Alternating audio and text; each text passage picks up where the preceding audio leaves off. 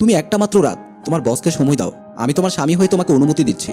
লাবিবা তার স্বামীর মুখে এমন কথা শুনে একটুও ক্ষেপে ওঠেনি, আরো বলল, তোমার যখন মন চাইছে তোমার সম্পদ তুমি অন্যজনের হাতে তুলে দেবে, তাতে আমার সমস্যা কি? লাবিবার বস লাবিবাকে অফিসে থাকাকালীন প্রায় সময় খারাপ নজরে তাকায়। লাবিবার চোখে চোখ পড়লে আর কিছুই বলে না। একদিন লাবিবা অফিসে ঢুকতেই বস বলল, আরে লাবিবা, তুমি আজকে অফিসে আসতে এত লেট কেন করেছো? লাবিবা বলল, স্যার কই লেট করলাম, এখন তো মাত্র 7:45, আমাদের কাজ শুরু হতে আরো 15 মিনিট বাকি আছে। সামাদ বলল, আরে ঘাবড়ে যাচ্ছ কেন, আমি তো তোমার সাথে একটু দুষ্টুমি করেছিলাম। লাবিবা বলল, স্যার আপনি আমার সাথে দুষ্টুমি করছিলেন? হ্যাঁ লাবিবা, আমি সবসময় তোমার ভালো কামনা করি, তবে আমি তোমার সাথে 2-1 ঘন্টা কথা বলতে চাই, তাতে যদি তুমি রাজি থাকো তোমারই লাভ হবে। লাবিবা বলল, জি বলেন স্যার, কি কথা? সামাদ বলল, তুমি যদি একটু আমার বাংলোতে এসে আমাকে কিছুক্ষণ সময় দিতে তাহলে তোমাকে সারপ্রাইজ দেওয়ার ইচ্ছে ছিল।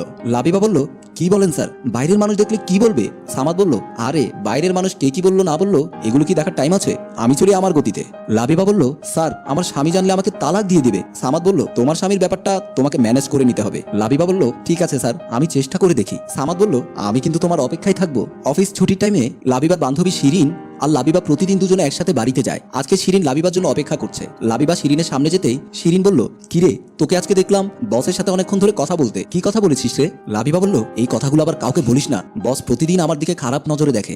আজকে বলল আমি নাকি তার বাংলোতে যেতাম। শিরিন বলল, এই পর্যন্ত বসের চোখে যে মেয়েকে ভালো লেগেছে তার হাত থেকে কেউ রেহাই পায়নি। লাবিবা বলল, তাহলে তুই কিভাবে রেহাই পেলি? শিরিন বলল, আমার কথা আর কি বলবো, আমাকে তো আমার মোবাইলে সব রেকর্ড করে রেখে দিয়েছে, আমাকে তো সে আগেই ছুঁয়ে দিয়েছে। লাবিবা বলল, বলিস কি? আমাকে যা করেছে আমি আমার মোবাইলে সব রেকর্ড করে রেখে দিয়েছি। লাবিবা বলল, কই কই দেখা তো। শিরিন বলল, না দেখাতে পারবো না, আমি ফুটেজটা অন্য মোবাইলে রেখেছি, কারো চোখে পড়বে বলে। আমি কিন্তু বিপদে পড়ে এসব করেছি, তুই আবার নষ্ট হয়ে যাস নে। লাবিবা বলল, দেখি কোন দিকের পানি কোন দিকে গড়ায়। শিরিন বলল, আচ্ছা চল তাহলে যাই। দুজনে একসাথে চলে গেল। এর পরের দিন স্বামীর সাথে পরামর্শ করলো। বিরল বলল, কোনো সমস্যা নাই, তুমি বসকে সময় দিলে তোমার লস হবে না, বরং তাতে তুমি লাভবান হবে। লাবিবা বলল, হ্যাঁ তা আমিও জানি, বসকে সময় দিলে আমি লাভবান হব, তাহলে আমি আজকেই যাব বসের বাংলোতে, তুমি তাহলে আজকে একা একা থাকবে। বিরল বলল, ঠিক আছে থাকলাম, কষ্ট না করলে কেষ্ট মেলে না। লাবিবা সিদ্ধান্ত নিল সে সামাদ সাহেবের বাংলোতে যাবে। লাবিবার বস সামাদ বিকেলবেলা তার বাংলোর বেডরুমে বসে কফি খাচ্ছিল। এমন সময় লাবিবা তার বেডরুমে ঢুকে সালাম দিল। সামাদ বলল, আরে লাবিবা, আমি তোমার কথাই ভাবছিলাম। কি ভাবছিলেন স্যার? না ভাবছিলাম সত্যি তুমি অনেক সুন্দরী, তোমার কিন্তু আরো অনেক উপরের সেক্টরে কাজ করার কথা, তারপরও তোমার কিন্তু এখনো কোনো প্রমোশন হয়নি। লাবিবা বলল, কি করবো স্যার, প্রমোশনের চাবি তো আপনাদেরই হাতে, আমি কি চাইলে আর প্রমোশন হবে? সামাদ বলল, হ্যাঁ এতদিন আমার হাতেই ছিল, আজকে প্রমোশনের তালাটা তোমার জন্য খুলে দেবো, আসো আরো কাছে আসো।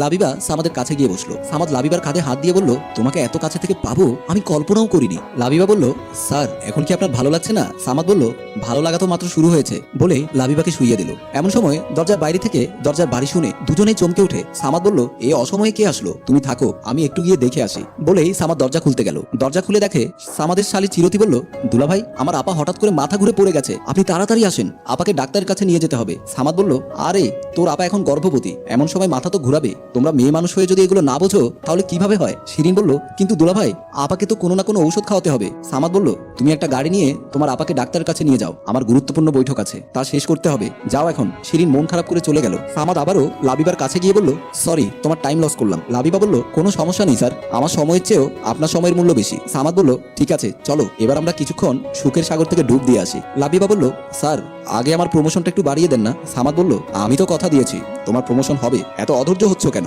লাবিবা বলল, স্যার আপনি যদি প্রমোশনের ফর্মটা একটু পূরণ করে দিতেন তাহলে আমার মনটা উৎফুল্ল থাকতো, আর আপনাকে আমি মন ভরে আনন্দ দিতে পারতাম। সামাদ বলল, ও তাই নাকি, আচ্ছা দিচ্ছি। একটা ফর্ম বের করে সই করে দিয়ে বলল, এই নাও তোমার আশা পূরণ করে দিলাম, এবার তুমি আমার মনের খায়েশ পূরণ করে দাও। লাবিবা বলল, হ্যাঁ অবশ্যই পূরণ করবো স্যার। সামাদ লাবিবাকে আবার শুইয়ে দিল। লাবিবার স্বামী বিরল রাতে বেডরুমে শুয়ে ছটফট করছে, কারণ বউকে পাঠিয়েছে তার বসের কাছে। হাজার হলেও সে তার স্ত্রী, কোনো স্বামী চায় না তার বউয়ের শরীর কোনো পুরুষ মানুষের স্পর্শ লাগুক, মনকে কিছুতেই বোঝাতে পারে না। যদি ওই লম্পট বস লাবিবার সাথে খারাপ কিছু করে তাহলে কেমন করে তার সাথে সংসার করব, এই টেনশন নিয়েই আছে। অনেকক্ষণ পর লাবিবা দরজায় টোকা দিল। বিরল গিয়ে দরজা খুলে দেখলো লাবিবা দাঁড়িয়ে আছে। বিরল বলল, লাবিবা, আমি তোমাকে প্রথমে যা বলেছিলাম আবেগের বশে বলেছিলাম, কিন্তু ভেবে দেখলাম আবেগ দিয়ে জীবন চলে না। লাবিবা বলল, যা বলার ভেতরে গিয়ে বলি। বিরল বলল, তোমার এই নষ্ট শরীর নিয়ে আমার বাড়িতে ঢুকিও না, তুমি তোমার বাপের বাড়িতে চলে যাও। লাবিবা বলল, আমি আগেই জানতাম তুমি এমন কিছু বলবে, তাই শোনো। লাবিবাকে যখন সামাদ শুইয়ে দিল এমন সময় লাবিবা বলল, একটু ওয়েট করেন স্যার, আপনাকে একটা জিনিস দেখানো ছিল। সামাদ বলল, আবার কি দেখাবে? লাবিবা মোবাইলটা বের করে সামাদের সামনে ধরলো। ওখানে দেখলো সামাদ যে কয়জন মেয়ে নিয়ে আনন্দ ফুর্তি করেছে তাদের মধ্যে কয়েকজনের সাথে অন্তরঙ্গ ভিডিও। এইসব দেখে সামাদ চোখ বড় বড় করে বলল, লাবিবা তুমি এই ভিডিও কোথায় পেয়েছো? লাবিবা হেসে বলল, স্যার শুধু এগুলি নয়, আরো অনেক আছে। আমি ভাবছি কি জানেন স্যার, এই ভিডিওগুলো প্রথমে আপনার বউয়ের হাতে দেবো, পরে এই ভিডিওগুলো আমি কোনো ইন্ডিয়ান কোম্পানিতে বিক্রি করে দেবো, তারা তাদের ওয়েবসাইট আপলোড করে টাকা ইনকাম করবে, সাথে সাথে কাছে দেশ বিদেশে প্রচার হবে, সেই সাথে আপনার মান সম্মান সব ধুলোয় মিশে যাবে। কাজটা করলে কেমন হবে স্যার? সামাদ লাবিবার হাত ধরে বলল, আল্লাহর দোহাই লাগে, তুমি এমন কাজ করিও না। আমার আত্মহত্যা করা ছাড়া আর কোনো উপায় থাকবে না। তুমি আমার কাছে যা চাইবে সব দেবো। স্যার, তাহলে আমাকে আগে 5 লক্ষ টাকা ক্যাশ দেবেন। সেই টাকা দিয়ে আমি আমার স্বামীকে ব্যবসা করতে দেবো, আর আমার প্রমোশন তো থাকবেই, তাতে যদি আপনি রাজি থাকেন। আমি কথাটা গোপন রাখতে পারি। সামাদ বলল, ঠিক আছে, আমি তাই করব। তুমি আগামীকাল আমার অফিসে এসে 5 লক্ষ টাকা নিয়ে যেও। লাবিবা তার স্বামী বিরলকে এসব কথা বোঝানোর পর বিরল বলল, এগুলো কি সব সত্যি? লাবিবা বলল, হ্যাঁ, তুমি চাইলে ভিডিও ফুটেজগুলো আমি তোমাকে দেখাতে পারি। আমি ওরকম চরিত্রের মেয়ে নয় যে আমার স্বামীর আমানত খেয়ানত করব। যতটুকু করেছি পরিস্থিতির শিকার হয়ে করেছি। তুমি বলেছো বলে কি আমি আমার ইজ্জত নিলামে দেবো? প্রশ্নই আসে না। বিরল খুশি হয়ে বলল, সত্যি তুমি আমার মনের মতো বউ।